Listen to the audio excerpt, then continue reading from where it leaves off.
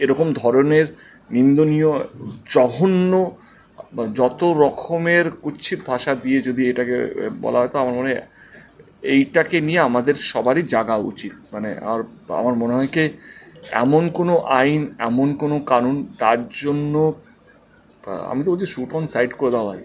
মানে এই ধরনের লোক যদি যদি চিহ্নিত হয়, এই লোকগুলোকে যদি সত্যি ধরা পড়ে এবং তারা যদি করে থাকে কুকর্মটাকে, তাদেরকে বাঁচিয়ে রেখে তাদের পিছনে সরকারি টাকা, তোমার আমার ট্যাক্সের টাকা নষ্ট করে লাভ নেই।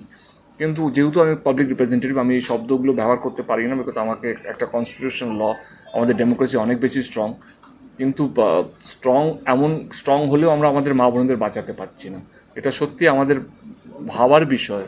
এবং আমি যেহেতু একটা পাবলিক রিপ্রেজেন্টেটিভ, আমারও অতটাই দায়িত্ব, আমাদের সবার ভাবার বিষয়, সমস্ত দলের ভাবা বিষয়, কে মানুষের মধ্যে ভয় না থাকলে এই ধরনের ঘটনাকে আটকানো যাবে না।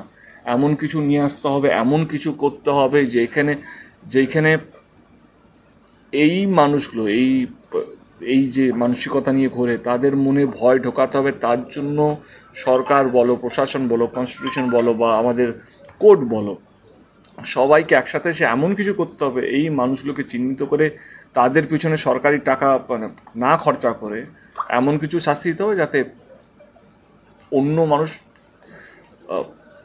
মানে করা তো দূরে, ভাবতেও যেন তাদের মধ্যে যেন ভয়টা থাকে।